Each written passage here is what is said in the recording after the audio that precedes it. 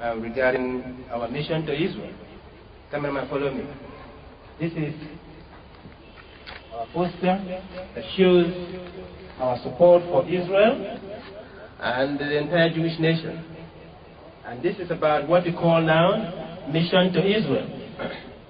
Mission to Israel, that Biafra is going to be sending 500 military training officers to Israel for military training, both as pilots and engineers. You can see the logo of the Republic of Biafra and also the Biafran flag and the Israeli flag here. And you also see the United States flag, the Biafran flag here, and United States again, and the Republic of Haiti is here. These are the countries that supported Biafra during the Civil War. And if you come at the end here, you'll also see the flag of Israel. Biafra is an ally to Israel, and the Republic of France. France supported Biafra during the Civil War between 1967 and 1970. The most important today's meeting or press conference is that the Republic of Biafra, led by the Biafra Zionist movement, is sending 500 military officers to be trained in Israel as both pilots and engineers. And I'll be explaining the reason why we are taking this move. It's about the security of life and property of the Biafran people. We are aware that since Nigeria was born, that the Biafran people have not felt safe in Nigeria. And that is why we are determined that we must be safe and secure here in our country. Recently, the government of Kano State is sending 100 military officers to be trained as pilots to Jordan. And we believe that it's a threat to the survival of the Biafran people. And that's why we are going to counter the move by sending also 500 military Biafran trainees to Israel to be trained as pilots and engineers. Nigeria was amalgamated in 1914 by the British. And since that time, the Biafran people have not been feeling safe in this country. The security of life and property of the Biafran people has not been safe. And that led to the Civil War in 1967 to 1970, in which over 3 million Biafrans perished during that Civil War. And since 1970, we have been killed almost on a daily basis by the same northern Nigerians that want to annihilate the Biafran people. We are saying no to that. And that's why the move by the northern government of sending military trainees to Jordan is a threat to us. And we are going to counter it.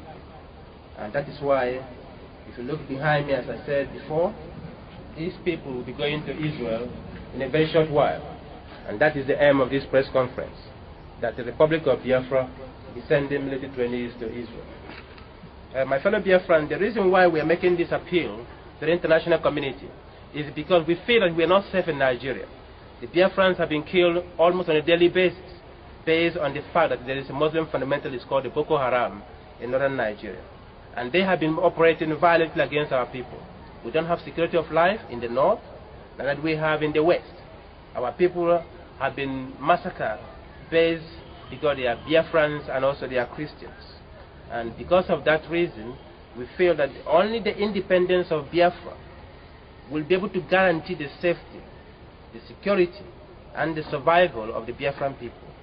And we therefore call on the United Nations, the international community, to do what exactly was done in South Sudan when the South Sudanese became independent in 2010, after a prolonged 22 years of civil war in which more than 5 million people perished. The same as Biafrans. Between 1967 and 1970, over 3 million Biafrans also perished in that civil war. And that is why we are taking it very seriously to send these military trainees to Jordan, to Israel. Because if we do nothing between now and 2015, the people of the north might likely rise up militarily to attack and kill and maim the people of Biafra. We hereby say no to that and call on all Biafrans living in the northern Nigeria in particular to start thinking coming back home. Because here in Biafra we believe that we have ample space and time and opportunity here in our country to feel safe and secure here, where we can be able to build up our own country, so that we can be able to compete with the Japanese, with the Americans, with the Europeans, as free world are doing in competing among themselves in terms of technology, economically, socially, and also to guarantee the safety and peace of the world. I want to inform the United Nations, particularly the United States of America, as the only remaining superpower in the world, that the Biafran move to Israel is not an aggressive move. Rather, it is a defensive move.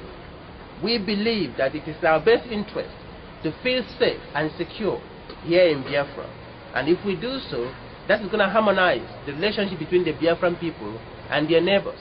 In Nigeria will always remain the neighbor to Biafra. We also have neighbors like Cameroon, like Ghana, like Cote d'Ivoire, Benin Republic, and Togo. These are our neighbors, which we are going to work together to make sure we secure the peace and tranquility in our region. Furthermore, I want to add about Biafran support for Israel. We believe that the Israelis and the Jewish people have the right to live, and that is why we're also calling on the United Nations to do all they can to prevent Iran from acquiring nuclear weapons.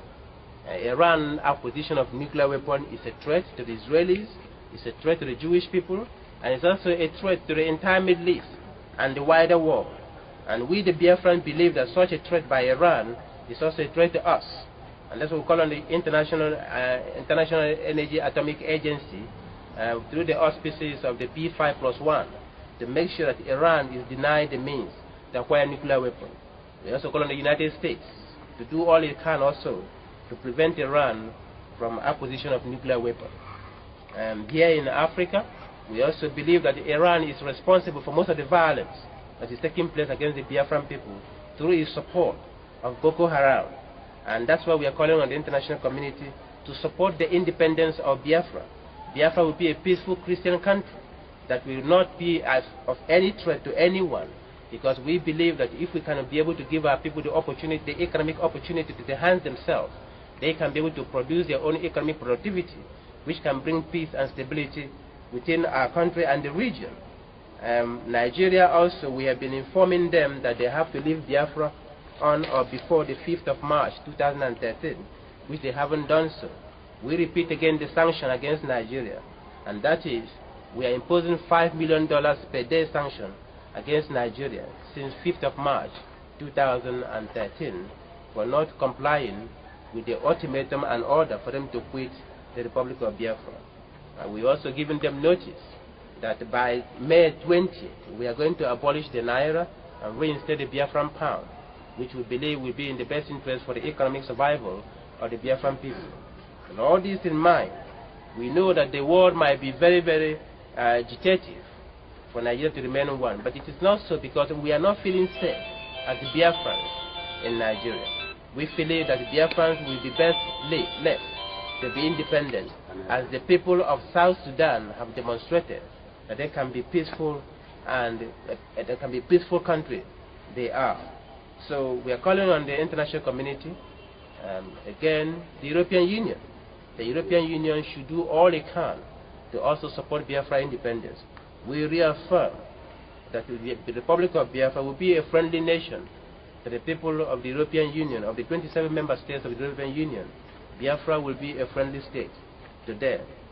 What was done in Kosovo, where the Biafrans, where the Kosovans have been allowed to be independent from Serbia, so must be applied here to the Biafran people to be independent out of Nigeria. And in so doing, it will create an environment whereby our people will feel safe. First and foremost, will feel safe in this part of the world, because we believe here since 1970, when the war ended, that the Biafran people have never felt safe as people that are enjoying the same benefit of being in their own country. In summary of this, I repeat again that the Biafran people will be sending 500 military trainees to Israel. And this is to counter the move by the northern government of sending 100 military officers to be trained by the Royal Jordanian Air Force as pilots and engineers. So the Biafran people are going to do the same, sending them to Israel. We have informed the United States of America, we've also informed the Israelis, and also using this medium to inform the international community that our mission to Israel is a peaceful move, it's a defensive move, and not an aggressive one. because the security of life and property of our citizens is very dear to the government of Biafra, and we wish that if that happens, we'll be able to create an environment where there will be peace and harmony between the neighboring states of this part of the world. In summary of our press conference today, we are also making it very clear that Biafra will also work together with all African states to make sure that there is peace and stability here in the continent of Africa. We call on South Africa as one of the leading countries in Africa to help in solving some of the domestic and international conflicts we have in the continent of Africa. With that, the press conference is about to come to an end, where we, the Biafrans today, captioning today's press conference, our mission to Israel. Mission to Israel. It's about the security of life and property of the Biafran people. And we make no apology to it that we are sending military officers to be trained in Israel, because we want to make sure that our people feel safe and secure here in our country. May God bless the Republic of Biafra. May God bless the Israelis. And may God bless the United States of America. This is the end of our press conference for Mission to Israel. And so we shall be making sure that this goes around the world for people to see that the Republic of Biafra is back on since January 15th, 1970. May God bless you all.